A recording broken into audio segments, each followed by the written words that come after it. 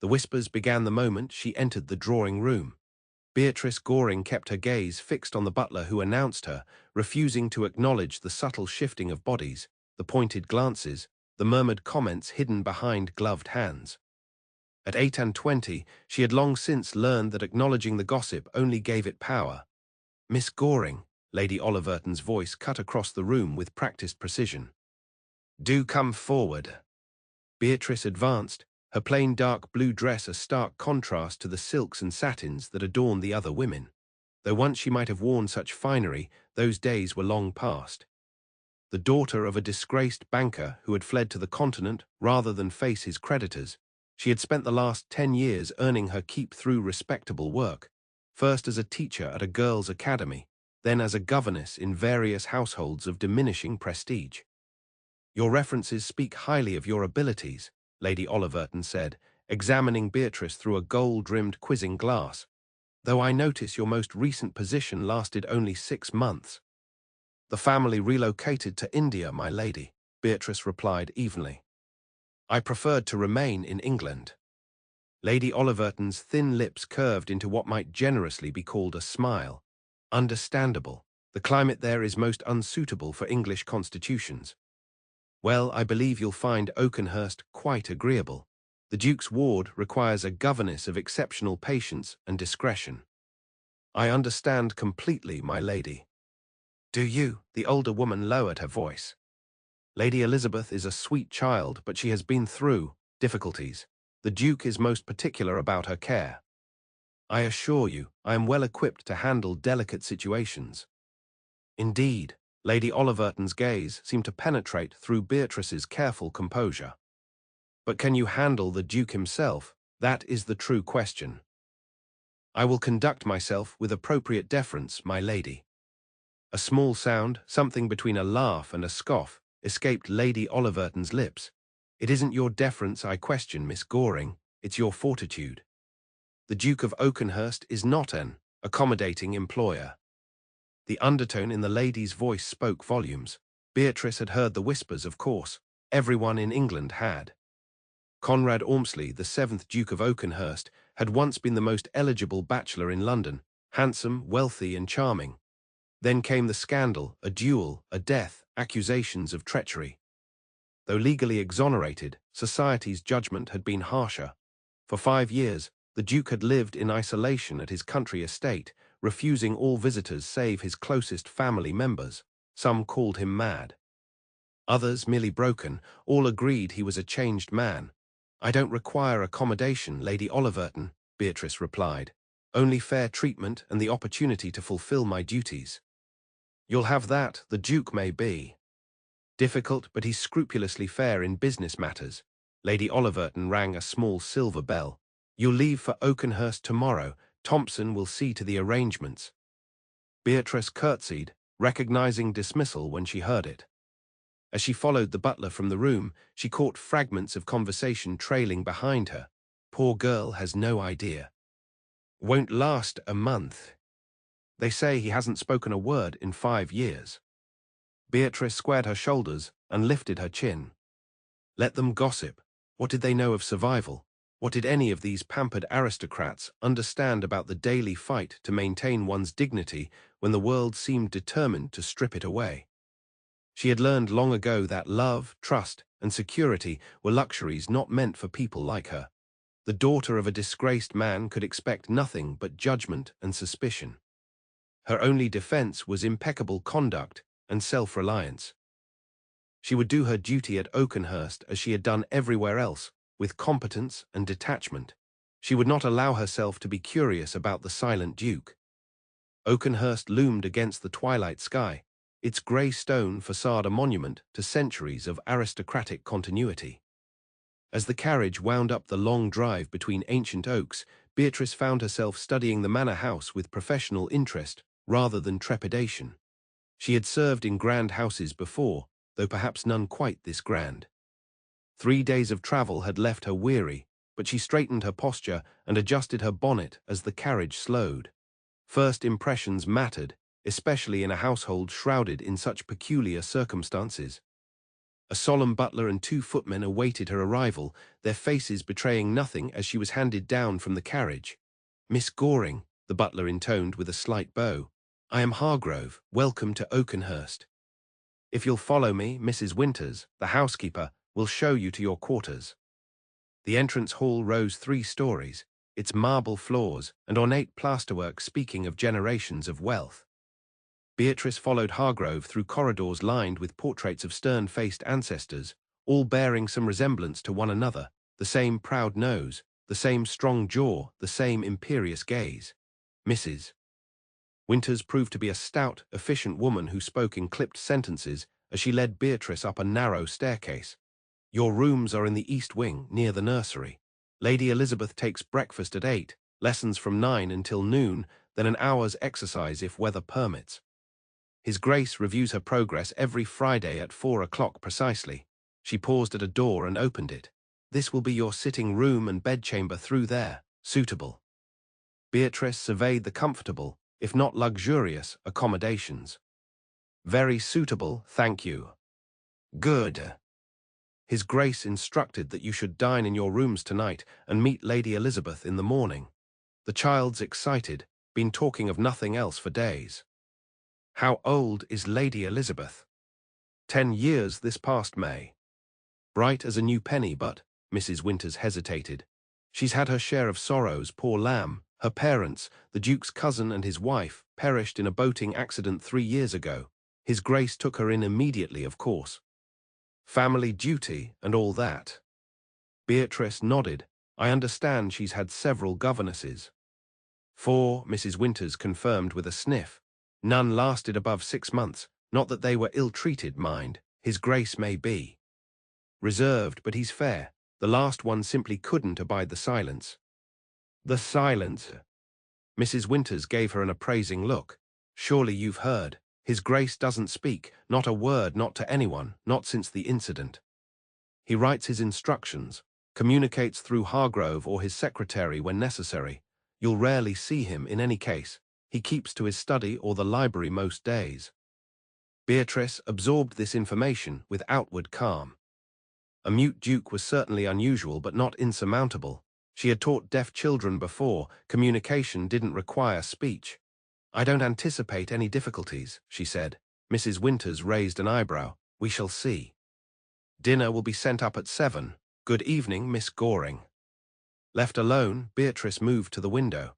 From this vantage point, she could see the extensive gardens stretching toward a lake that gleamed in the fading light. Beyond lay woods and rolling hills, a peaceful, secluded world far removed from London society. She unpinned her bonnet and set it aside, then began the methodical process of unpacking her few belongings. As always, the ritual calmed her, allowing her to settle her thoughts. This position was a godsend. The salary was generous, the location remote enough to avoid constant reminders of her family's disgrace.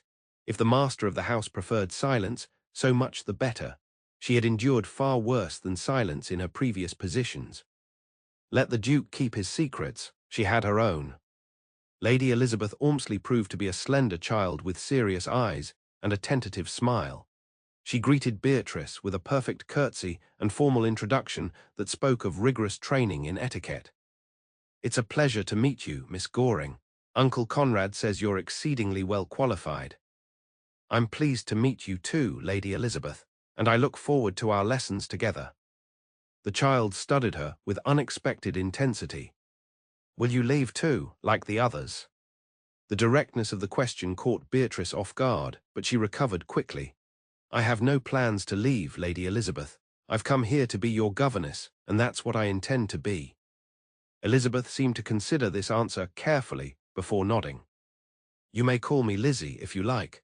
Everyone does, except in formal company." "Thank you, Lizzie. You may call me Miss Goring."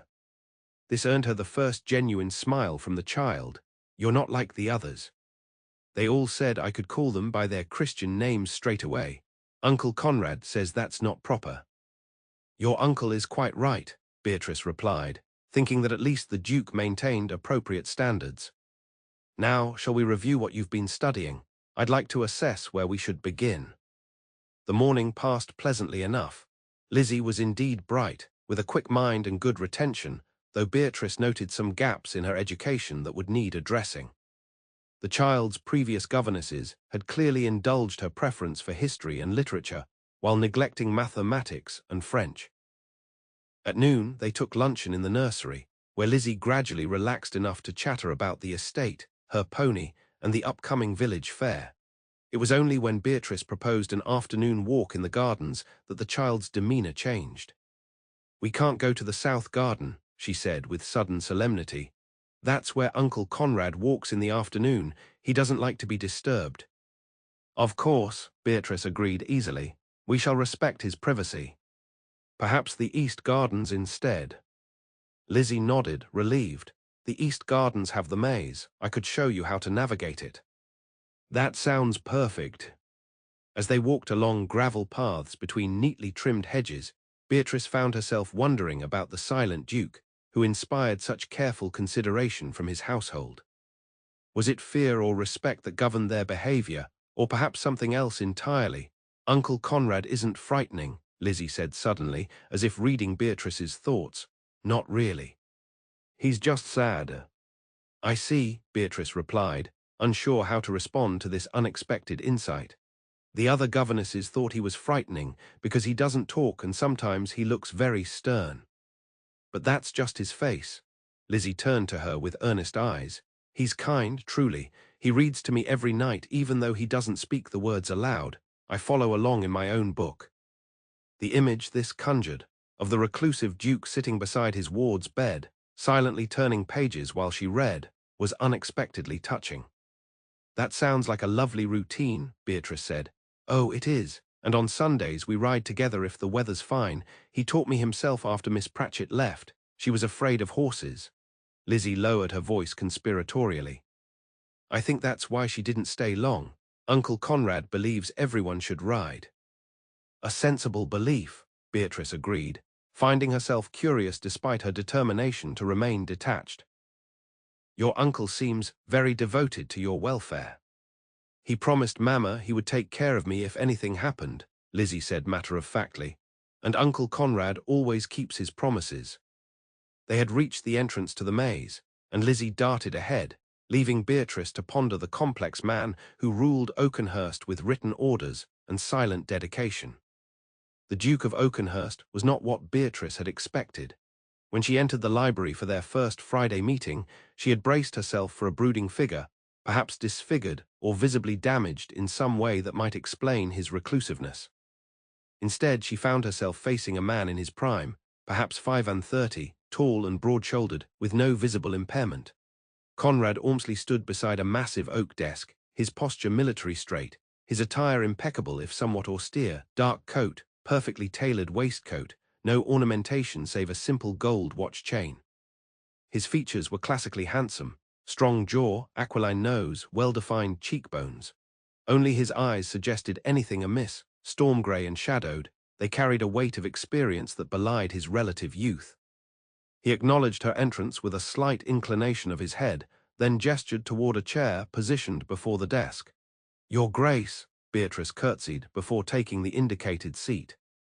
The Duke moved to his own chair, picked up a pen, and wrote briefly on a sheet of paper, which he then pushed across to her. "Lady Elizabeth speaks highly of you, Miss Goring. I'm pleased to hear that, Your Grace. She is a delightful child, eager to learn." He nodded, then wrote again. "Her previous education has been inconsistent. I expect you to remedy this with all haste. I've already begun addressing the gaps in her knowledge, particularly in mathematics and French. With your permission, I would like to add natural sciences to her curriculum." Lady Elizabeth shows considerable curiosity about the natural world. This earned her a considering look before he wrote again. "Approved, so long as proper decorum is maintained. No dissections or improper subjects." "Of course, Your Grace. I assure you, all lessons will be entirely appropriate for a young lady of Lady Elizabeth's standing." The Duke studied her for a moment, his expression unreadable, then wrote, "Your references are impressive. Why did you leave Miss Wilton's academy after 8 years?" Beatrice hesitated. This was treacherous ground. "The headmistress and I had a disagreement regarding educational methods, Your Grace." I believe in encouraging curiosity and independent thinking alongside traditional subjects. Miss Wilton preferred stricter adherence to convention. His eyebrow lifted slightly, and he wrote, meaning that I objected to punishing students for asking questions, Your Grace. She held her breath, wondering if she had overstepped. The Duke surprised her with what might almost have been a smile, just a brief softening around his mouth before he wrote again. Elizabeth asks many questions. I would not have her curiosity stifled. Relief washed through her. Then we are in perfect agreement, Your Grace. He nodded, then wrote a list of specific requirements regarding Lizzie's schedule, exercise, and diet. Each instruction was reasonable, demonstrating genuine concern for the child's well-being rather than arbitrary authority. When they had concluded their business, the Duke rose, signaling the end of the meeting. Beatrice stood as well, but as she turned to leave, he wrote one final note. Miss Goring, your candour is refreshing. I value honesty above flattery. As do I, Your Grace, she replied, meeting his gaze directly. Something flickered in those grey eyes, surprise, perhaps, or recognition. Then he inclined his head in dismissal, and Beatrice curtsied once more before departing. As she walked back to her rooms, she found herself puzzling over the enigmatic Duke. There had been nothing in his manner to suggest madness or cruelty. Quite the opposite. His notes had been articulate, his concerns reasonable, his attention focused and intelligent. Why then did he maintain his silence? And what had happened 5 years ago to cause such a profound withdrawal from society? Not your concern, she reminded herself firmly. You're here to teach his ward, not to unravel his mysteries. Yet as she prepared for bed that night, Beatrice found herself replaying their meeting in her mind. The way his eyes had widened slightly at her frank responses, the almost smile that had transformed his austere features for that brief moment. The Duke of Oakenhurst might be silent, but he was far from empty. Behind that carefully controlled facade lay a mind, and perhaps a heart, still very much alive. Autumn settled over Oakenhurst, painting the ancient oaks in shades of amber and gold. Beatrice fell into the rhythm of country life with unexpected ease. Her days were filled with Lizzie's lessons, walks in the extensive grounds, and quiet evenings with books from the Duke's impressive library. Each Friday, she met with the Duke to discuss Lizzie's progress. These meetings gradually extended from 15 minutes to nearly an hour as their written exchanges grew more detailed.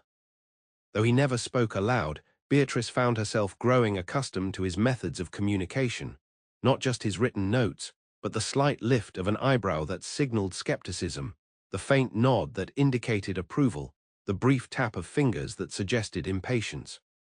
One rainy afternoon in late October, Beatrice was working in the library, preparing lessons for the following week, when the door opened. She looked up, expecting Lizzie or perhaps a servant, and was startled to find the Duke himself standing in the doorway. He seemed equally surprised to find the room occupied, pausing on the threshold as if considering retreat. Your Grace, Beatrice rose quickly. I beg your pardon, I didn't realize you required the library. I'll gather my things immediately. He shook his head and gestured for her to remain seated, then crossed to a desk in the far corner, where he began examining a stack of correspondence left by his secretary. After a moment's hesitation, Beatrice returned to her work, though she found it difficult to concentrate with his presence in the room. The silence stretched between them, broken only by the gentle patter of rain against the windows and the occasional rustle of papers. Finally, unable to focus, she glanced up to find him watching her, his expression thoughtful. He rose, wrote something on a sheet of paper, and crossed the room to place it before her. You may continue to use the library. Your presence does not disturb me. Thank you, Your Grace. The light is particularly good here, and the reference materials are invaluable. He nodded, then surprised her by writing another note. What are you preparing? A lesson on astronomy for Lady Elizabeth. She's fascinated by the constellations, especially after reading the Greek myths. This prompted a longer note. There is a telescope in the West Tower Observatory. It belonged to my father, who shared that interest. It could be made available for educational purposes. Beatrice couldn't hide her delight at this unexpected offering. That would be wonderful, Your Grace. Lady Elizabeth would be thrilled, and it would make the lessons far more engaging than mere diagrams. His expression softened slightly, and he wrote, "I shall have it prepared. Clear nights are rare in November, but perhaps there will be opportunities." Even one clear night would be a valuable experience for her. He seemed about to write something else, then appeared to change his mind. Instead, he gave her a slight bow and returned to his own desk. They worked in surprisingly comfortable silence for nearly an hour before the Duke departed, leaving a brief note on her desk as he passed. "You have brought positive change to this household, Miss Goring." "It is," noted with appreciation. The simple acknowledgement warmed her more than it should have. Beatrice found herself rereading the note several times before carefully placing it between the pages of her lesson book. It meant nothing, of course, merely professional courtesy. Yet she could not deny the slight quickening of her pulse when 2 evenings later a footman delivered a message to her rooms. "The sky has cleared. The observatory is prepared if Lady Elizabeth's lesson might benefit." C.O. Lizzie was ecstatic at the unexpected treat, chattering excitedly as Beatrice led her to the West Tower after dinner. The circular room at the top housed an impressive brass telescope mounted on a wooden platform, its mechanisms gleaming in the lamplight. To Beatrice's surprise, the Duke himself awaited them, standing beside the telescope with a star chart spread on a nearby table. "Uncle Conrad," Lizzie rushed forward, her proper decorum forgotten in her excitement. "Are you going to show us the stars? Miss Goring says we might see Jupiter tonight." The Duke nodded, his expression warming as he placed a hand on his ward's shoulder. He glanced at Beatrice, and she was struck by the transformation in his countenance. The severity that usually marked his features had softened, revealing a different man entirely, one who looked younger, almost approachable. "This is extraordinarily kind of you, Your Grace," Beatrice said. "A practical demonstration will be far more effective than any lecture I could give." He made a dismissive gesture, then guided Lizzie to the telescope, helping her adjust the eyepiece to her height. The child's gasp of wonder when she first peered through the lens brought a smile to Beatrice's face, and she noted with interest, to the Duke's as well. For the next hour, they took turns at the telescope, with Beatrice providing educational context while the Duke adjusted the instrument to locate different celestial bodies. Lizzie moved between them, full of questions and exclamations, her usual reserve completely abandoned in her enthusiasm. It was, Beatrice reflected, the most pleasant evening she had spent in years. There was something peaceful about the stargazing, something almost intimate about sharing this quiet wonder with the Duke and his ward. When Lizzie finally began to yawn, the Duke wrote a note instructing Beatrice to return the child to her room while he secured the observatory. Beatrice curtsied, thanked him again for the educational opportunity, and led a sleepy but happy Lizzie back to the nursery. After settling the child, Beatrice found herself drawn back to the tower. She told herself she merely wished to ensure all was in order, that nothing had been forgotten in their departure. It was her responsibility as a conscientious governess, nothing more. She found the Duke still there, standing by the open window, gazing out at the star-filled sky. He turned at her entrance, his expression questioning. "Forgive the intrusion, Your Grace. I wanted to ensure everything was properly concluded." She hesitated, then added, "And to thank you again." Lady Elizabeth was thrilled by the experience. He studied her for a moment, then crossed to the table and wrote, "As was I. It has been many years since I used the telescope. I had forgotten the pleasure of it. The heavens have a way of putting our earthly concerns into perspective," Beatrice said softly. "All our troubles seem small beneath such vastness." Something flickered in his eyes, surprise perhaps at her philosophical turn. He wrote again, "Some troubles remain significant, regardless of cosmic scale." "Yes, of course, I didn't mean to trivialize," she faltered, suddenly aware she might have touched on something personal. The Duke shook his head and wrote, "You did not. Your observation was apt. I have simply been too long earthbound in my perspective." Beatrice felt a curious connection in that moment, a sense of understanding that transcended their disparate stations. Here was a man who, despite his silence, despite his isolation, remained capable of appreciating beauty and wonder. A man who cared deeply for his ward's education and happiness. A man who perhaps had been judged too harshly by the world. "It's never too late to look upward again," she said quietly.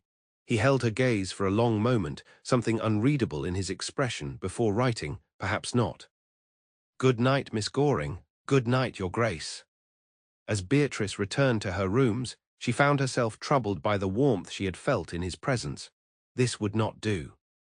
She had built her life around independence and professional detachment precisely because she understood the harsh realities of her position. Governesses did not form attachments to their employers, especially not employers who were dukes, who carried scandalous pasts, who did not speak. Yet as she prepared for bed, Beatrice could not shake the image of the Duke standing beneath the stars, his face illuminated by moonlight, his eyes holding a depth of emotion that belied his silent facade. Dangerous thoughts. Inappropriate thoughts. She would banish them immediately. But when sleep finally claimed her, it was his face she saw in her dreams. The weather turned harsh as November progressed, confining the household indoors. Beatrice expanded Lizzie's lessons to include indoor exercises and crafts to burn off the child's restless energy. They were in the middle of a geography lesson one afternoon when Hargrove appeared at the schoolroom door. "Miss Goring, His Grace requests your presence in the library immediately." Beatrice frowned. "Is something amiss?" "I couldn't say, miss." His instructions were most urgent. "Very well, Lady Elizabeth. Please continue mapping the major rivers of Europe. I shall return shortly to review your work." Lizzie nodded, bending over her paper with exaggerated concentration that suggested she was far more interested in this unexpected summons than in cartography. Beatrice followed Hargrove through the corridors, puzzled by this departure from routine. Their Friday meeting was still 2 days away, and the Duke had never before requested her presence outside their established schedule. She found him pacing before the fireplace, his expression grim. When she entered, he turned abruptly and thrust a newspaper toward her. The headline caught her eye immediately. "Disgraced banker Going returns to England. Arrested at Dover." Her blood ran cold. Beneath the headline was a detailed account of her father's capture after a decade as a fugitive, including speculation about his ill-gotten gains and the families he had ruined. The article went on to mention his spinster daughter employed as a governess in various households under her true name, despite the family disgrace. Beatrice's hands trembled as she lowered the paper. "I see." The Duke wrote rapidly, his usually elegant script jagged with evident agitation. "You did not disclose this connection in your application." "No, Your Grace, I did not." She lifted her chin, meeting his accusatory gaze steadily. "I disclosed my name and my employment history. My father's actions are not my own." Deception by omission is still deception. "With respect, Your Grace, had I mentioned my father, would you have hired me?" "Would anyone?" Bitterness crept into her voice, despite her efforts to remain composed. "I have spent 10 years paying for crimes I did not commit. 10 years of impeccable conduct, of honest work, of rebuilding what he destroyed. Yet to the world I remain simply the disgraced banker's daughter." The Duke's expression tightened, and he wrote, "This connection poses difficulties. Questions will be asked. Society talks. Society always talks, Your Grace, as you of all people must know." The moment the words left her mouth, Beatrice knew she had overstepped. The Duke went very still, his face hardening into a mask of aristocratic disdain. "You presume too much." "I apologize, Your Grace, that was inappropriate." She straightened her shoulders. "If you wish me to leave Oakenhurst, I shall do so immediately. But I ask only that you judge me on my own merits, not my father's sins." He studied her for a long moment, his expression unreadable, then wrote, "Your position is not in jeopardy. Your work with Lady Elizabeth has been exemplary. I merely require honesty moving forward." Relief washed through her, followed quickly by shame at her assumption. "Thank you, Your Grace. I promise complete transparency henceforth." He nodded curtly, then wrote, "Prepare Lady Elizabeth for potential questions should this news spread to the village. Simple, age-appropriate explanations only. Of course. I'll speak with her this afternoon." The Duke hesitated, then added, "You have faced this situation before, many times, Your Grace." She couldn't quite keep the weariness from her voice. "The story resurfaces periodically. There's always someone eager to remind the world of the Goring scandal." Something flickered in his eyes, understanding perhaps. He wrote again, "The sins of the father should not be visited upon the child." A noble sentiment, Your Grace. One rarely observed in practice. He held her gaze for a moment longer, then dismissed her with a nod. As she turned to leave, he wrote one final note. Miss Goring, you are judged on your own merits here. The simple assurance meant more to Beatrice than she could express. She merely curtsied and withdrew, her composure maintained until she reached the privacy of her rooms. There, she finally allowed herself a moment of weakness, pressing her hands to her eyes to stem unexpected tears. The Duke's reaction had been far more reasonable than she had dared hope. In previous positions, similar revelations had led to immediate dismissal, thinly veiled accusations of inherited moral corruption, or humiliating reductions in status. Yet here at Oakenhurst, where she had expected the harshest judgment from its reclusive master, she had instead found understanding. It was disorienting. When she had composed herself, Beatrice returned to the schoolroom to find Lizzie watching the door with eager curiosity. "Is everything all right, Miss Goring? You look upset." "I'm quite well, thank you," Beatrice replied, settling beside her charge. "However, there is something I should explain to you." She presented a simplified version of the situation, explaining that her father had made mistakes long ago that sometimes caused people to speak unkindly about their family. Lizzie listened with surprising maturity, then asked, "Is that why you sometimes look sad when you think no one's watching?" The perceptiveness of the question caught Beatrice off guard. "Perhaps partly. We all carry our own burdens, Lizzie." "Uncle Conrad says that too." The child tilted her head thoughtfully. "He says some burdens are too heavy to speak of, but that doesn't mean we should pretend they don't exist." "Your uncle is very wise," Beatrice said softly. "He says I shouldn't ask about his burden, but that I shouldn't be afraid of it either." Lizzie fiddled with her pencil. "Do you think that's why he doesn't talk? Because his burden is too heavy for words?" "I couldn't say, my dear. Some wounds heal in silence." "But some don't," Lizzie said with unexpected insight. "Sometimes silence makes them worse. That's what Dr. Phillips told Uncle Conrad last summer. I wasn't supposed to hear, but I was reading in the window seat behind the curtain." Beatrice gently redirected the conversation back to their lesson, but the child's words lingered in her mind. What wound had silenced the Duke, and why, after 5 years, had he not begun to heal? Not your concern, she reminded herself firmly.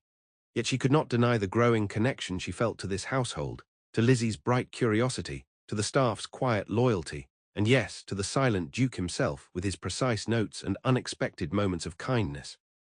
For the first time in years, Beatrice found herself caring deeply about her place in the world. It was a dangerous feeling for a woman in her position, one she had deliberately suppressed after watching her mother die of heartbreak following her father's disgrace. Caring led to pain, trust led to betrayal, hope led to disappointment. These were the truths that had guided her for a decade. Yet here at Oakenhurst, surrounded by ancient trees and governed by a man who communicated more honestly in silence than most did with flowery speeches, those truths no longer seemed quite so absolute. December arrived with swirling snow and preparations for Christmas. Oakenhurst, which had seemed so austere upon Beatrice's arrival, took on a different character as evergreen boughs appeared in the entrance hall, candles gleamed in windows, and the scent of spiced cider wafted from the kitchens.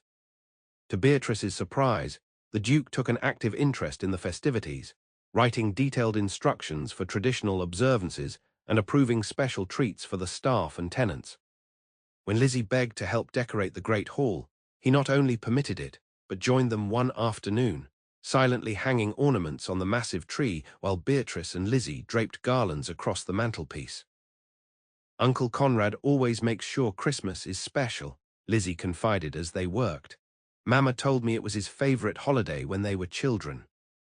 Beatrice glanced at the Duke, who was carefully positioning a delicate glass star near the top of the tree. There was something deeply poignant about seeing this austere, silent man engaged in such a joyful task. For a moment, she could almost glimpse the person he might have been before tragedy transformed him.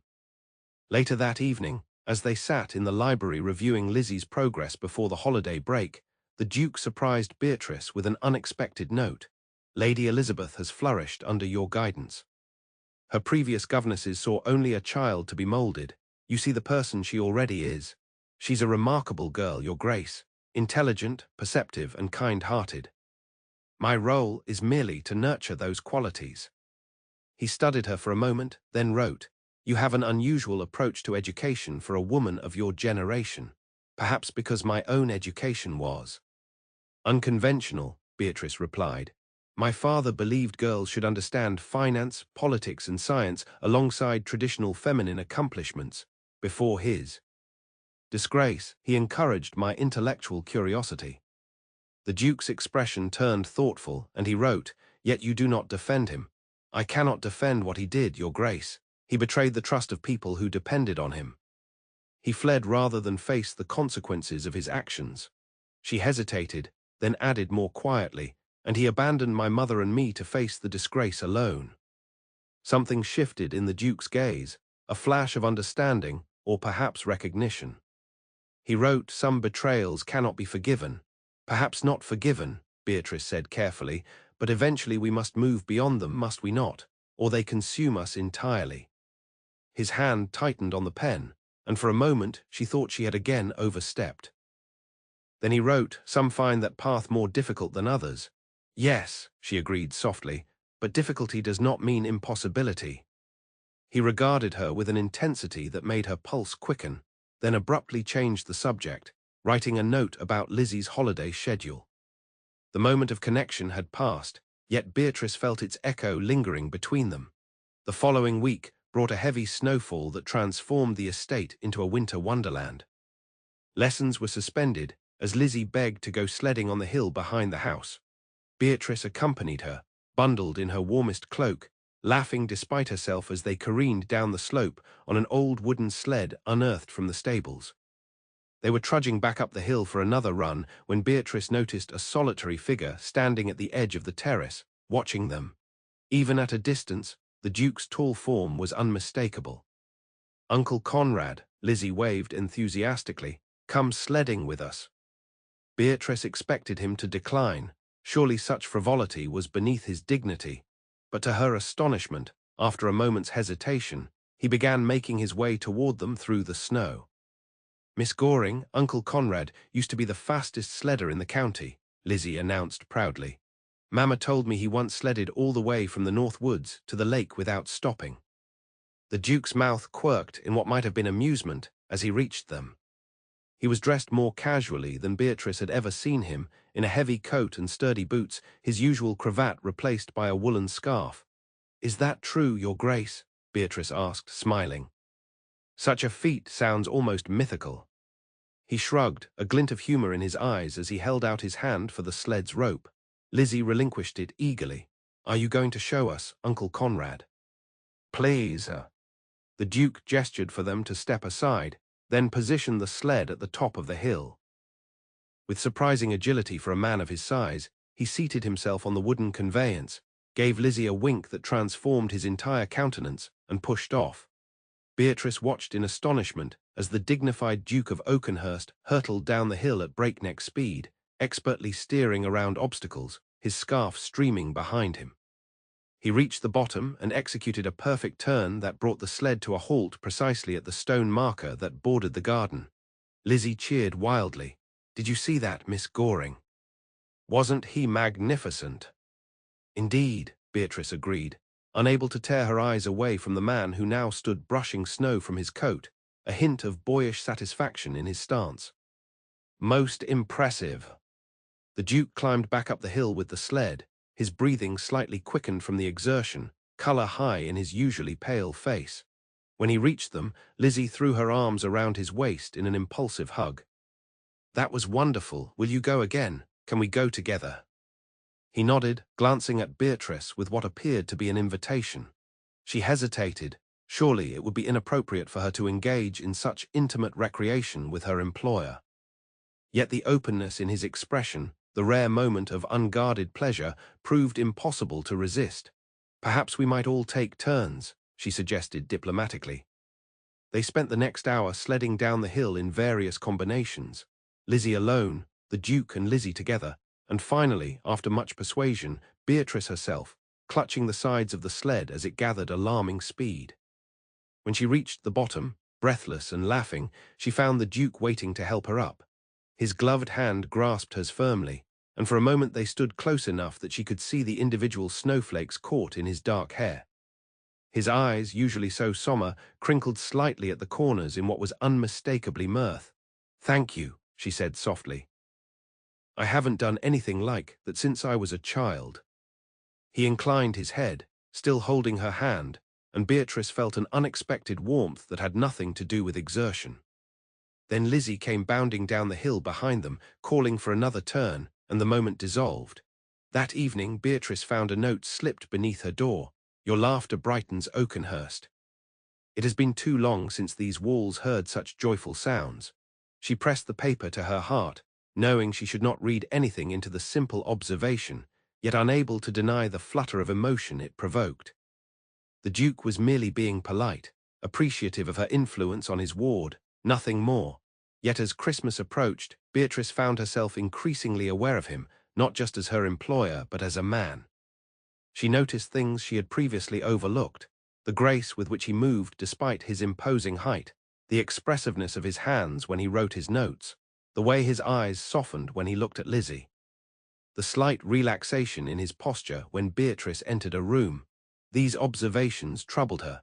She had built her life around professional competence and emotional detachment. Feelings, especially inappropriate feelings for a man so far above her station, had no place in her carefully constructed world. She resolved to maintain stricter boundaries, to focus solely on Lizzie's education and welfare. The Duke's personal struggles, his silent communication, his rare moments of unguarded humanity, these were not her concern. Yet on Christmas Eve, when the small family gathered in the drawing room to exchange gifts, Beatrice found her resolve weakening once more. Lizzie presented her with a beautifully bound volume of poetry, excitedly explaining that she and the Duke had selected it together during their last visit to the village bookshop. "Uncle Conrad remembered you mentioned admiring Elizabeth Barrett Browning," Lizzie said. "Wasn't that clever of him?" "Very thoughtful indeed," Beatrice agreed, touched that he had noted such a casual reference from months earlier. She had brought modest gifts as well, a hand-knitted scarf for Lizzie, and after much deliberation, a leather-bound journal for the Duke, its cover embossed with a celestial design reminiscent of their night in the observatory. When he opened it, his expression of genuine surprise and pleasure made her heart turn over. "I thought perhaps it might be useful for your observations," she explained, "both astronomical and otherwise." He wrote a swift note. "A perfect gift, thank you." As the evening progressed, with Lizzie playing carols on the pianoforte and the fire casting a warm glow over the room, Beatrice found herself experiencing a contentment she had not felt in years. Here in this quiet corner of England, with this unusual little family, she had found something she had long believed lost to her forever, a sense of belonging. It was dangerous to allow herself such feelings. Governesses came and went. Their positions were always temporary. Eventually, Lizzie would grow up, or circumstances would change, and Beatrice would move on to another household, another family. Yet as she looked across the room and found the Duke watching her, his grey eyes reflecting the candlelight, she could not quite silence the whisper of hope in her heart. January brought illness to Oakenhurst. What began as a mild chill among the kitchen staff spread rapidly through the household, until nearly everyone from the lowest scullery maid to Lizzie herself lay abed with fever and coughs. Beatrice, who had nursed her mother through her final illness and volunteered at a charity hospital during her years at Miss Wilton's academy, took charge of organizing care for the afflicted. She worked tirelessly, moving from room to room, administering medicines, changing compresses, and ensuring adequate nourishment for those too weak to feed themselves. The Duke, seemingly immune to the contagion, assisted where he could, writing detailed instructions for the remaining healthy servants and sending to London for additional medical supplies. His concern for his household was evident in his haggard appearance and the constant notes he sent inquiring about various staff members' conditions. Lizzie's illness proved particularly worrying. What had begun as a simple cold developed into a concerning fever that left the child listless and disoriented. The village doctor visited daily, prescribing willow bark tea and cool compresses, but his worried expression did little to reassure Beatrice. On the 5th night of Lizzie's illness, as Beatrice maintained her vigil by the child's bedside, The door opened to admit the Duke. He looked exhausted, his cravat loosened, his hair disheveled as if he had repeatedly run his hands through it. He approached the bed with a questioning glance at Beatrice. "Her fever remains high," Beatrice said softly. "Dr. Phillips believes the crisis will come tonight. If she makes it until morning without the fever worsening, she should recover fully." The Duke's face tightened with concern as he laid a gentle hand on his ward's forehead. Lizzie stirred slightly at his touch but didn't wake.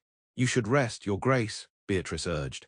"I'll remain with her. There's nothing to be done now but wait and pray." He shook his head firmly, then wrote, "I promised her mother I would protect her. I will not leave her now." "Of course," Beatrice understood completely. "Then perhaps we might keep watch together." He nodded, dragging a chair to the opposite side of the bed. For hours they sat in companionable silence, each lost in their own thoughts, united in their concern for the child between them. Occasionally Beatrice would rise to refresh the compress on Lizzie's forehead or coax a few sips of water between her parched lips. The Duke watched these ministrations with evident gratitude, his own helplessness clearly weighing on him. Around midnight, Lizzie began to thrash in her sleep, her breathing becoming more labored, her small body radiating alarming heat. "We need to cool her more aggressively," Beatrice said, her medical knowledge overriding her usual deference. "Cool bath water, quickly." The Duke didn't hesitate, striding from the room and returning minutes later with 2 footmen carrying a hip bath filled with tepid water. Under Beatrice's direction, they placed it near the fire, where she could control the temperature. With no time for false modesty, Beatrice efficiently undressed Lizzie down to her shift, then lifted the child and gently placed her in the bath. The Duke dismissed the servants with a gesture, then knelt beside the bath, following Beatrice's instructions to gently pour water over Lizzie's shoulders and head.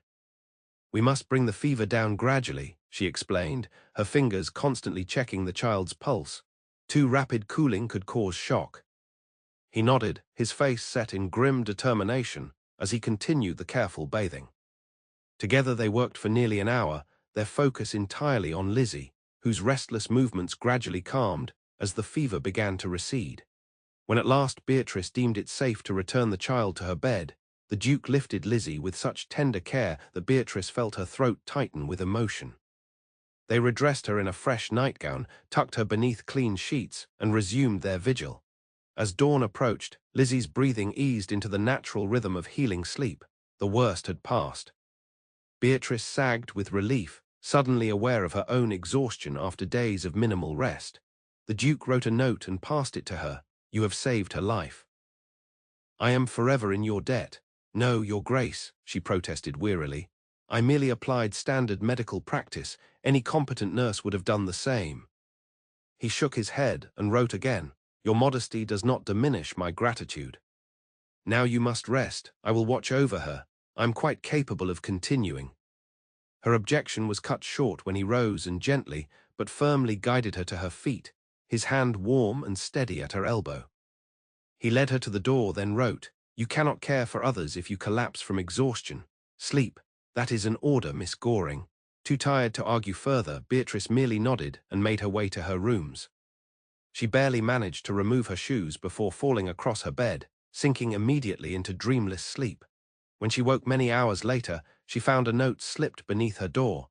"Elizabeth continues to improve. Take the day for yourself. Your dedication will not be forgotten." CO true to his word, the Duke insisted Beatrice rest for the next 2 days, taking over Lizzie's care himself with the assistance of the housekeeper. When Beatrice finally returned to her duties, she found a noticeable change in the household's attitude toward her. From the highest-ranking butler to the lowliest kitchen maid, the staff treated her with a new deference that went beyond her position as governess. She had been tested in crisis and proven herself.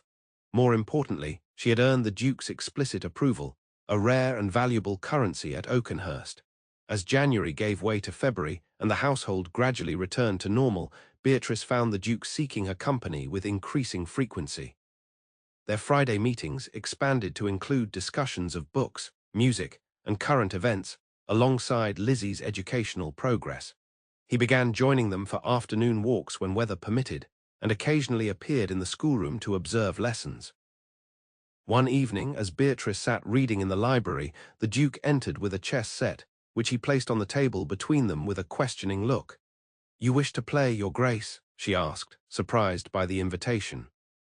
He nodded, setting up the pieces with practiced efficiency. "I should warn you, I'm a rather formidable opponent," she said, unable to suppress a smile. "My father believed chess developed strategic thinking. We played almost daily during my childhood." The Duke's eyebrow lifted in what she now recognized as amusement, and he gestured for her to make the first move. What followed was the most challenging game Beatrice had played in years. The Duke proved a brilliant strategist, anticipating her moves with uncanny accuracy and setting subtle traps that she barely avoided. After nearly 2 hours of intense concentration, Beatrice tipped her king in defeat. "Well played, Your Grace. I haven't been so thoroughly outmaneuvered since my Oxford professor uncle visited us when I was 16. He wrote, 'You are an exceptional player. Few manage to extend the game beyond 40 moves against me.' Is that a compliment or merely an observation, Your Grace?" His lips curved in that almost smile that had become increasingly frequent in her presence. "Both. We shall play again tomorrow if you're amenable." "I would enjoy that very much." Their chess matches became a regular evening ritual, conducted in comfortable silence, broken only by the occasional note when the Duke wished to make a specific comment or observation. Sometimes Lizzie would watch for a while before growing bored with the adult's concentration and wandering off to her own pursuits. It was during one such evening, with Lizzie curled in a window seat with a book, that Beatrice found the courage to ask a question that had long troubled her. "Your Grace," she began hesitantly, "may I inquire about something of a personal nature?" He looked up from the chessboard, his expression guarded but not forbidding. After a moment, he nodded. "I have been at Oakenhurst for nearly 6 months now, and in that time I have never heard you speak aloud. Lizzie mentioned that you read to her, though silently. You clearly understand everything said to you." She paused, gathering her courage. "Is your silence a physical necessity or a personal choice?" For a long moment, she feared she had overstepped irreparably. The Duke's face darkened, and he rose abruptly from his chair, moving to stand before the fireplace with his back to her.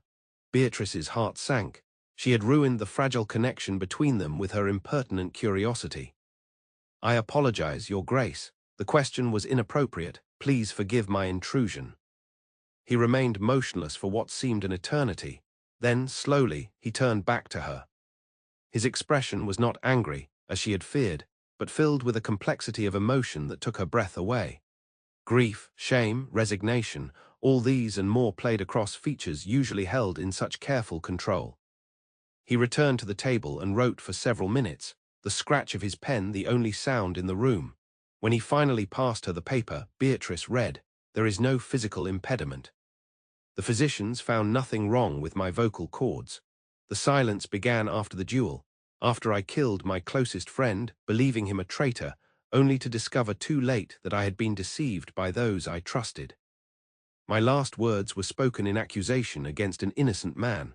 Since that day, I have found no words worthy of utterance." Beatrice stared at the confession, her heart aching for the torment behind it. "Your Grace, I—" He raised a hand to stop her, then wrote again, "You need not respond. I do not seek pity or absolution. You asked a fair question, and you deserve an honest answer after all you have done for this household." "Thank you for trusting me with the truth," she said softly. He held her gaze for a moment longer, then returned to the chessboard, clearly indicating the subject was closed. They finished their game in silence, but something had shifted between them, a new understanding, a deeper connection forged through his rare vulnerability and her acceptance of it. As February progressed, bringing the first hints of spring to the Oakenhurst grounds, Beatrice found herself increasingly troubled by her growing feelings for the Duke. What had begun as professional respect had deepened into something far more dangerous, an emotional attachment that could only lead to heartbreak. She was not so foolish as to imagine he returned these feelings. His increased comfort in her presence, his willingness to share aspects of his life, even his confession about his silence, these were merely signs of trust in a valued employee, nothing more. The vast gulf between their stations remained unbridgeable. Yet sometimes, when their eyes met across the chessboard, or when his hand briefly touched hers as he passed her a note, Beatrice felt a connection that seemed to transcend such worldly concerns. In those moments, they were simply a man and a woman, drawn together by mutual respect and understanding. Such thoughts were dangerous fantasies. The daughter of a disgraced banker had no business harboring romantic feelings for a duke, silent or otherwise. She must guard her heart more carefully and remember her place.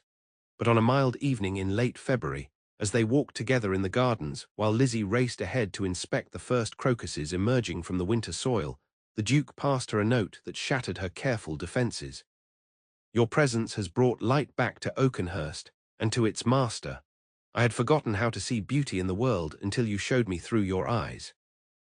Beatrice read the words, then looked up to find him watching her with an intensity that made her breath catch. This was no mere professional appreciation. This was something far more dangerous and far more precious. "Your Grace, I—" Before she could formulate a response, Hargrove appeared at the garden entrance, his usual composure noticeably disturbed. "Your Grace, forgive the interruption. There are visitors, Lady Oliverton and Lord Danesbury." The Duke's expression instantly closed, his body tensing as if for combat.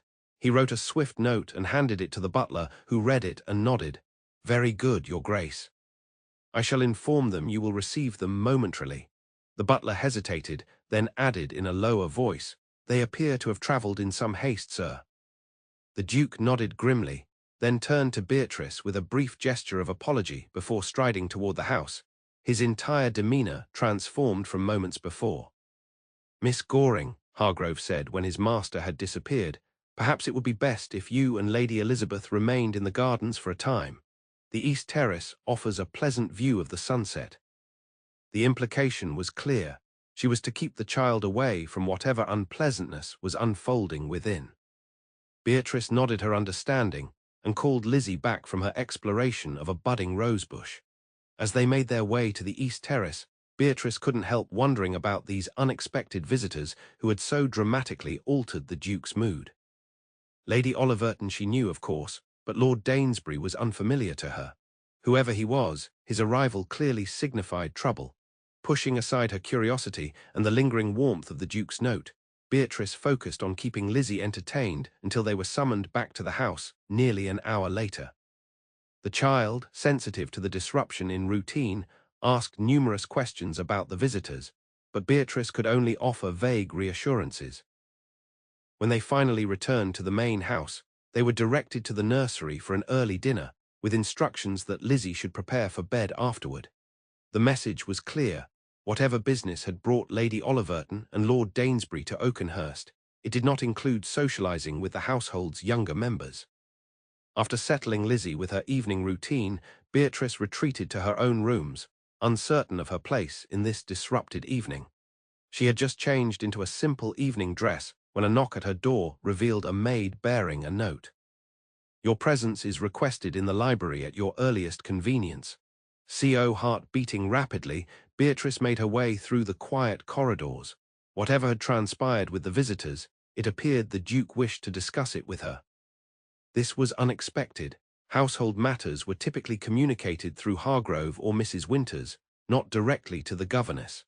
She found the Duke alone in the library, standing by the window with a glass of brandy in his hand, the first time she had ever seen him indulge in spirits. He turned at her entrance, his expression grim. "You wish to see me, Your Grace?" He nodded, setting aside the glass to write a lengthy note, which he then handed to her with evident reluctance. "Circumstances require that I travel to London immediately on business that cannot be delegated. Lady Oliverton has offered to take Elizabeth into her household during my absence, but I am reluctant to disrupt her education and routine. Would you be willing to remain in full charge of her care until my return? The journey may require several weeks." Relief washed through Beatrice. This was merely a practical matter, not the personal conversation her foolish heart had anticipated. "Of course, Your Grace. Lady Elizabeth's welfare is my primary concern. We shall continue her lessons as usual in your absence." He studied her for a moment, then wrote again. "The situation is complicated. Society gossip has linked my name to a scandal involving Lord Danesbury's wife.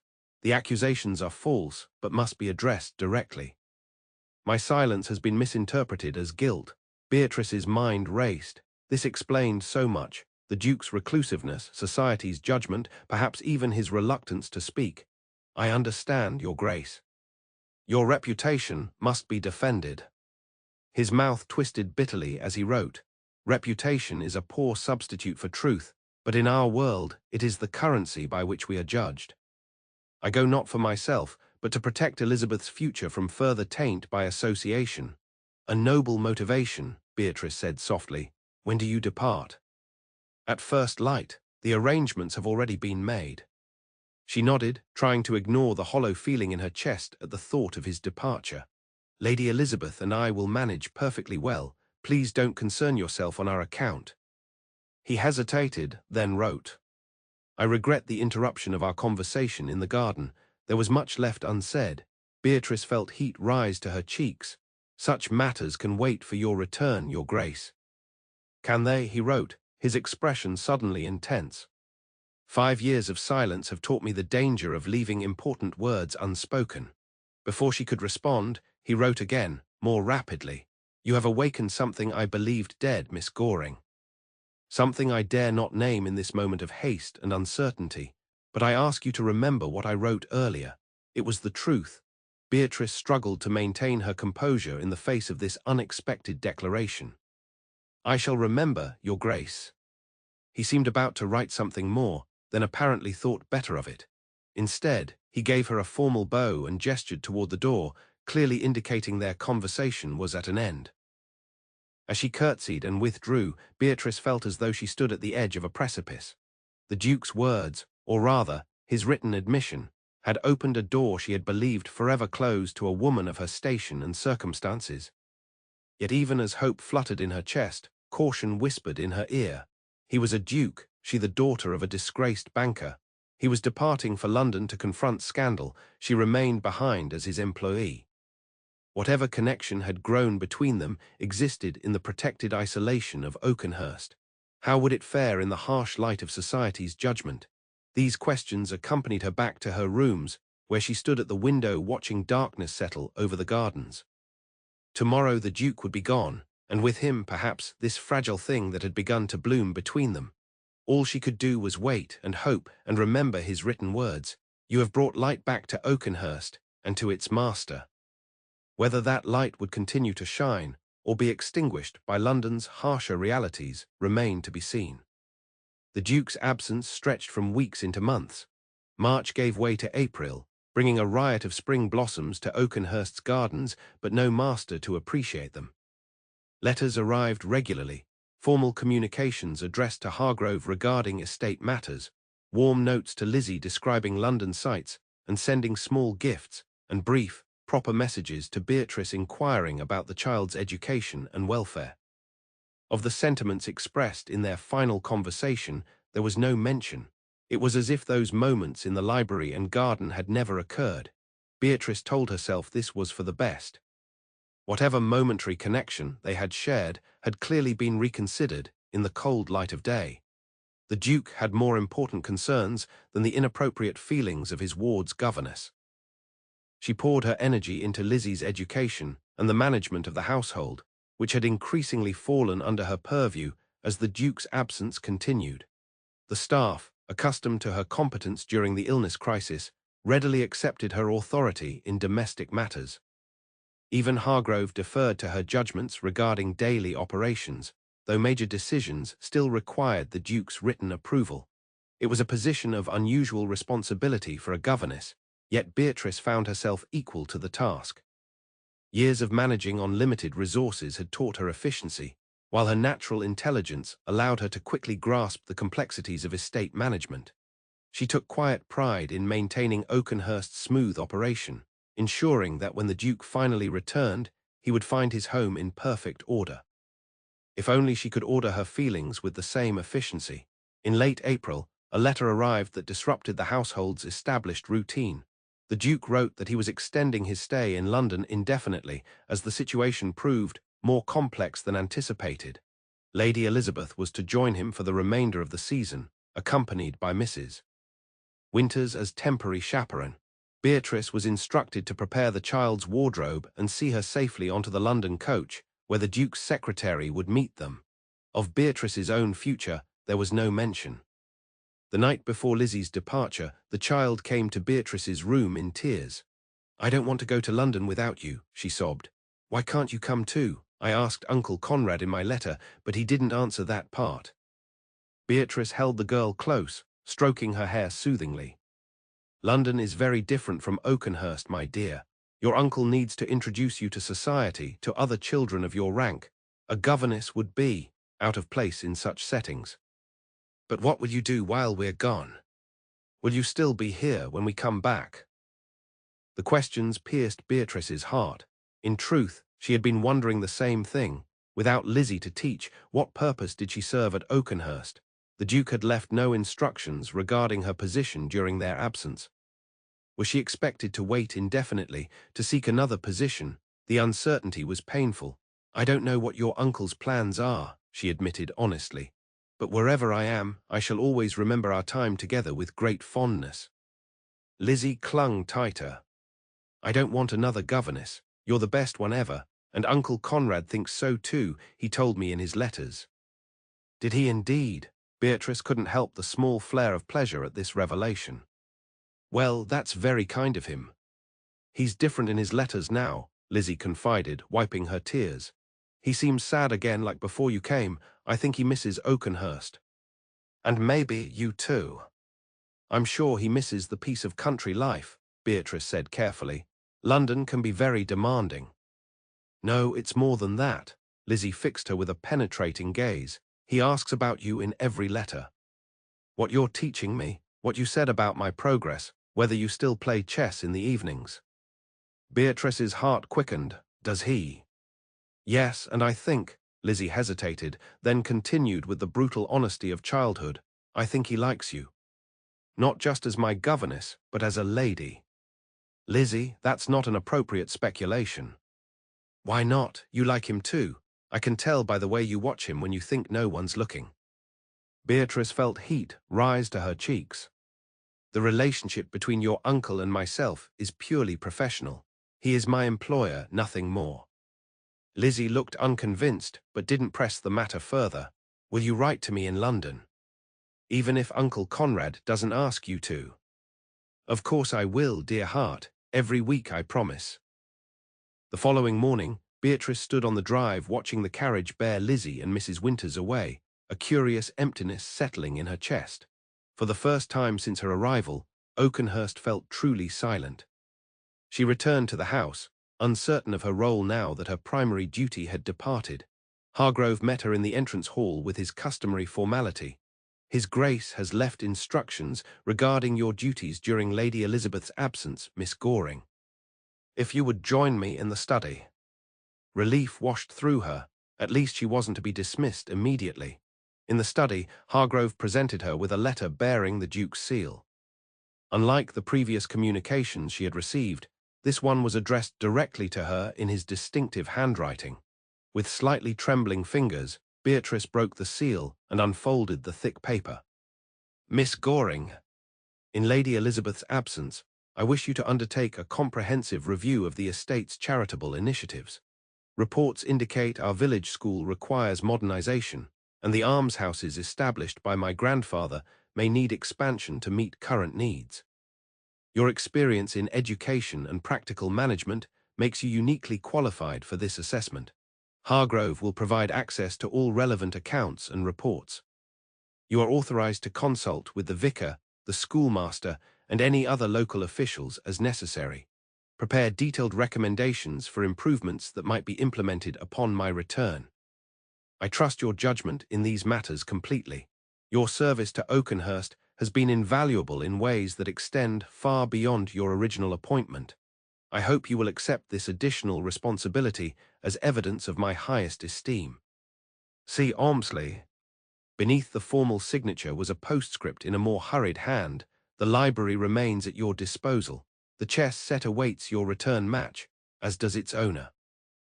Beatrice read the postscript twice, her pulse quickening at the personal note beneath the professional request. This was not the communication of a man who had forgotten their connection, but rather one who remembered it even amidst London's distractions. "His Grace has given me a considerable task," she told Hargrove, carefully refolding the letter. "I shall require access to various records." "Indeed, miss. His Grace was most specific about your authority in this matter. All estate records are at your disposal, and the carriage is available should you need to visit the village or surrounding properties." "Thank you, Hargrove. I'll begin immediately." The project proved to be exactly what Beatrice needed, challenging enough to occupy her mind during the long, quiet days at Oakenhurst, yet rewarding enough to give her a sense of purpose. She threw herself into the work with characteristic thoroughness, reviewing dusty ledgers, visiting the village school and almshouses, consulting with local officials about community needs. In the evenings, she wrote detailed notes of her findings, occasionally allowing herself the luxury of composing a more personal letter to the Duke, one that she knew she would never send. In these private writings, she confessed her growing feelings, her fears about their disparity in station, her uncertainty about the future. The act of putting these thoughts to paper provided a release for emotions that had no other outlet. May passed into June, and still the Duke remained in London. Lizzie's letters arrived weekly, filled with descriptions of balls and presentations, new dresses and important people.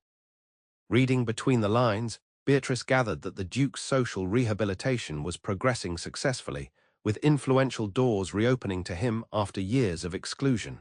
She should be happy for him.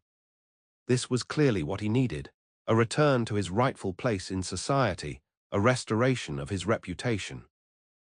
Yet she could not silence the selfish part of her heart that feared this renewed acceptance would change his perspective on many things, perhaps including his unusual connection with his ward's governess. In mid-June, an unexpected letter arrived from Lady Oliverton requesting Beatrice's presence in London on a matter of some delicacy regarding Lady Elizabeth's education.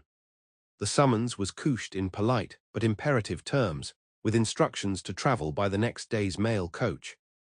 Funds for the journey were enclosed. Puzzled but unable to refuse such a direct request from the Duke's aunt, Beatrice packed a small trunk with her modest belongings and departed Oakenhurst the following morning. The journey to London took nearly 2 days, leaving her weary and dishevelled as the coach finally rolled into the bustling metropolis. A footman in the Oliverton livery met her at the coaching inn, escorting her to an elegant townhouse in Mayfair. Though exhausted from travel, Beatrice took care to straighten her appearance before being shown into Lady Oliverton's drawing room. The elderly lady greeted her with characteristic directness. "Miss Goring, thank you for responding so promptly to my summons. I trust your journey was tolerable." "Quite tolerable, thank you, my lady. May I inquire as to the nature of the educational matter that requires my presence?" "Is Lady Elizabeth well?" "Perfectly well, though that is not why you are here." Lady Oliverton fixed her with a penetrating gaze. "You are here, Miss Goring, because my nephew has developed a most inconvenient attachment to you, and I wish to determine whether you are worthy of it." Beatrice nearly gasped at this blunt statement, but managed to maintain her composure. "I'm afraid I don't understand, Lady Oliverton. The Duke has shown me only the professional courtesy due to any governess who performs her duties adequately." "Oh, spare me the dissembling, child. Conrad may not speak, but he writes quite eloquently, particularly when it concerns you. Every letter these past months has contained some reference to your competence, your intelligence, your influence on Oakenhurst. His Grace is a generous employer." "He is a man in love," Lady Oliverton interrupted sharply. "And given his position and history, that presents certain complications." Beatrice sat very still, her heart pounding. Love. Surely Lady Oliverton was mistaken. Respect perhaps, friendship possibly, but love. "From a duke to a governess. You seem surprised," the older woman observed. "Are his feelings not reciprocated? If so, you would be the first woman in London to resist him, silent or otherwise." "My lady, this conversation is highly irregular. The Duke's feelings, whatever they may be, are his own concern, not mine." Lady Oliverton laughed, a sharp, knowing sound. "Well said, Miss Goring. Proper indignation is precisely the correct response." Her expression softened slightly. "But we haven't time for games. Conrad returns to Oakenhurst next week, having finally settled that nasty business with the Dainsburys. Before he does, I needed to assess you myself." "Assess me?" Beatrice echoed, bewildered. "For what purpose?" "To determine whether you possess the strength of character required to be a duchess, of course." Lady Oliverton spoke as if stating the obvious. "Conrad believes you do. I remained skeptical, given your family circumstances." Beatrice felt as though the floor had dropped from beneath her. "A duchess? My lady, you cannot possibly be suggesting that my nephew intends to offer you marriage." "That is precisely what I am suggesting, and what he has all but declared to me, though he has yet to speak of it directly to you, I gather." The room seemed to spin around Beatrice. Marriage to the Duke. It was beyond imagination, beyond propriety, beyond possibility. "There must be some misunderstanding," she managed. "The difference in our stations is considerable, yes," Lady Oliverton agreed, "as is the potential for scandal. Conrad's position is only just being rehabilitated after the Dainsbury affair. To marry a governess with your particular background would raise eyebrows even in these modern times." "Then why would he?" "Because he believes you have restored something he thought lost forever, his capacity for trust, for connection." Lady Oliverton's voice softened. 5 years of silence is a long time, Miss Goring. 5 years of self-imposed isolation even longer. Whatever you have awakened in him, he values it above social convention." Beatrice struggled to absorb this revelation. "And you, my lady, do you approve of such an unconventional match?" "My approval is irrelevant. Conrad will do as he wishes, as he always has." Lady Oliverton studied her shrewdly. "But since you ask, I believe a duke who has chosen silence needs a duchess with the courage to speak truth, even uncomfortable truth. Your background, while not ideal, has clearly forged such courage."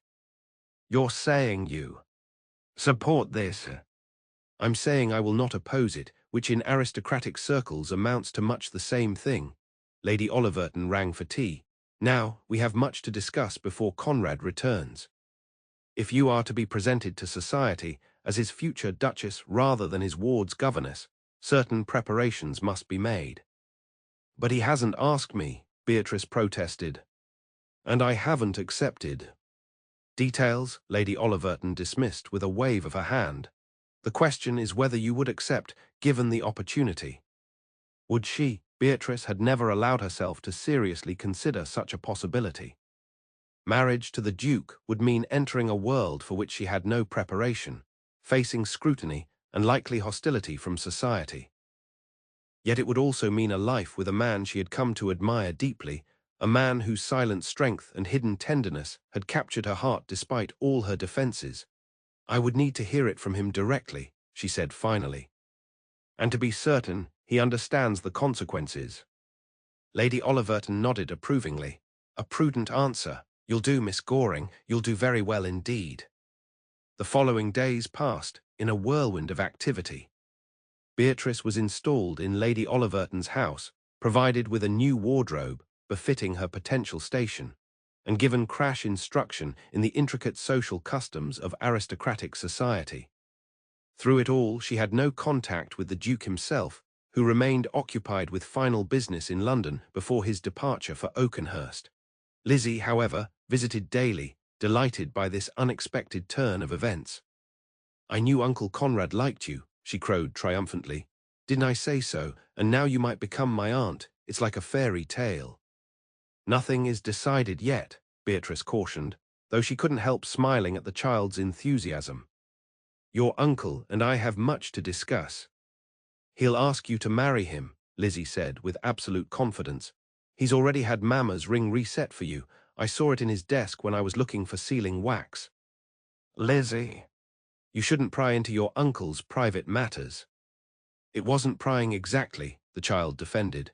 "The drawer was already open a little bit. Anyway, it's a sapphire with diamonds around it. Very pretty. I think it will suit you." Beatrice shook her head at this intelligence, trying to ignore the flutter of anticipation it provoked. A ring meant nothing until it was offered and accepted. There remained so many obstacles to such a match, not least her own concerns about the Duke's true happiness. Would he eventually regret elevating a governess to duchess? Would the scandal harm Lizzie's future prospects? These questions weighed heavily on her mind as the day of their departure for Oakenhurst approached.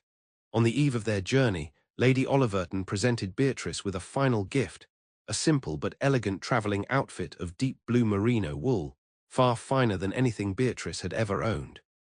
"You will return to Oakenhurst as you left it, as my nephew's employee," the older woman instructed. "What transpires thereafter is between you and Conrad, but when that moment comes, you should be appropriately attired. Your kindness overwhelms me, Lady Oliverton. I don't know how to thank you." "Make him happy," the lady said simply. "That is all the thanks I require." The journey back to Oakenhurst the following day was markedly different from Beatrice's trip to London. Instead of a crowded mail coach, she travelled in Lady Oliverton's private carriage with Lizzie beside her, chattering excitedly about their return home. They would arrive a day ahead of the Duke, giving them time to settle back into the household before his return. As the familiar gates of Oakenhurst came into view, Beatrice felt a curious mixture of homecoming and apprehension.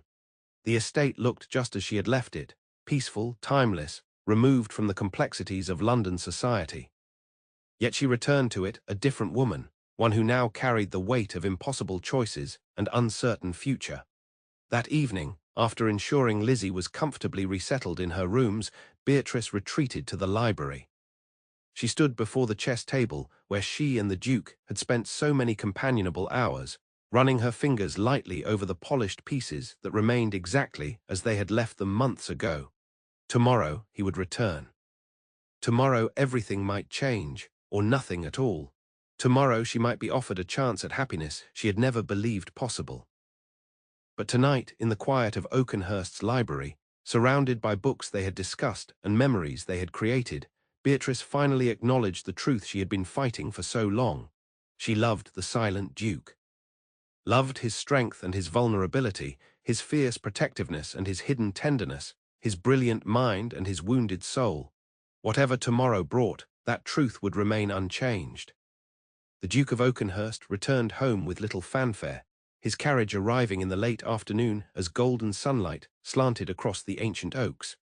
Beatrice, alerted by Hargrove's discreet message, remained in the schoolroom with Lizzie, allowing the master of the house time to settle in without immediate demands on his attention. It was nearly dinner time when a footman appeared with a note. "Miss Goring, please join me in the library at your convenience." Co. Her heart beating rapidly, Beatrice checked her appearance in the small mirror on the schoolroom wall. The blue dress Lady Oliverton had given her fit perfectly, its simple elegance a far cry from her usual governess attire. She had arranged her hair more carefully than usual as well, though still modestly. "Is that a new dress, Miss Goring?" Lizzie asked with innocent mischief. "It matches your eyes beautifully. Don't you think Uncle Conrad will approve?" "My appearance is hardly his concern," Beatrice replied, though she couldn't quite keep the colour from rising in her cheeks. "Now finish your reading, please. I shall see you at dinner." The walk to the library had never seemed so long. Each step brought her closer to a conversation that might forever alter the course of her life. By the time she reached the familiar oak door, Beatrice's composure was hanging by a thread. She paused, drew a steadying breath and knocked. "Enter." The spoken word deep, slightly rough from disuse, but unmistakably a voice, so startled Beatrice that she remained frozen in the doorway, her hand still raised. The Duke stood by the fireplace, tall and imposing in his dark evening clothes, watching her reaction with evident uncertainty. For a long moment, neither moved nor spoke. Then, deliberately, he crossed the room until he stood before her. Up close, she could see the changes these months had wrought, subtle lines of strain around his eyes, a new scar along his jawline that hadn't been there before, a tension in his shoulders that spoke of battles fought beyond her knowledge. "Miss Goring," his voice was low, the words emerging with careful precision, as if testing their weight after long disuse. "Beatrice." The sound of her Christian name on his lips broke the spell of her shock. "You speak," she whispered. "After all this time." "For you," he said simply, "only for you." The magnitude of this gift, this breaking of 5 years' silence, left her momentarily speechless. She understood instinctively what it had cost him, this man who had made silence his shield and penance. "Your Grace, Conrad," he corrected gently. "If I am to speak your name, you must speak mine." "Conrad," she repeated, the intimacy of it sending a tremor through her voice. "I don't understand." "What changed?" "Everything." He gestured toward the chairs by the fireplace. "Will you sit? This may require some explanation." She followed him to the familiar setting of their chess matches, acutely aware of how different this conversation would be from their previous silent exchanges. Once seated, he leaned forward, his grey eyes intent on hers. "In London, I was forced to confront the past I've been avoiding for 5 years," he began. "Lord Danesbury demanded satisfaction, believed I had seduced his wife during their separation. The scandal that drove me into seclusion." "But you were innocent," Beatrice said with quiet certainty. A flicker of surprise crossed his face. "Yes, though few believed it at the time. Lady Danesbury was troubled, made claims that weren't true, then took her own life when discovered. In the aftermath, her husband challenged me. Our duel ended with the death of my second, my closest friend since childhood, who stepped between us at the last moment." "How terrible," Beatrice murmured, her heart aching for the tragedy he had endured. "I believed him a traitor," Conrad continued, his voice roughening with emotion. "My last words to him were accusations. Later I learned he had discovered Lady Danesbury's deception, was trying to prevent bloodshed." His hands clenched. "I vowed never to speak again. Words had caused too much destruction. And yet you speak now. Because silence too can destroy." He looked at her with naked vulnerability. "In London, facing Danesbury again, I realized my silence had not honored my friend's memory, but only compounded the tragedy. Healing cannot come through punishment, only through truth." "The truth set you free," Beatrice said softly. "No, you set me free." He reached for her hand, his touch sending warmth cascading through her. "Your courage in facing your own past, your refusal to be defined by your father's sins, your honesty when falsehood would have been easier. You showed me a different path." Beatrice's heart thundered in her chest. "I did nothing extraordinary. You restored my faith in human connection when I believed it forever lost." His fingers tightened around hers. "Beatrice Goring, I have broken 5 years of silence to ask you one question. Will you do me the honor of becoming my wife?" Though Lady Oliverton had prepared her for this possibility, the reality of his proposal still struck Beatrice with the force of revelation. This was no fantasy, no idle speculation. This was Conrad Ormsley, Duke of Oakenhurst, offering her his name, his title, his future. "You understand what you're asking?" She said carefully, "Society will not easily accept such a match. My background is of no consequence compared to your character." His expression grew determined. "I have spent these months in London securing my position precisely so I might make this offer from a place of strength, not weakness. There will be talk, yes. There will be those who disapprove. But my name carries enough weight that they will eventually accept what they cannot change." "And Lizzie, will this not affect her prospects?" "Elizabeth adores you already. As for her prospects, any who would judge her for her connection to you are not worthy of her consideration." He smiled slightly. "Besides, she has her own fortune. She need not marry for advantage, only for happiness."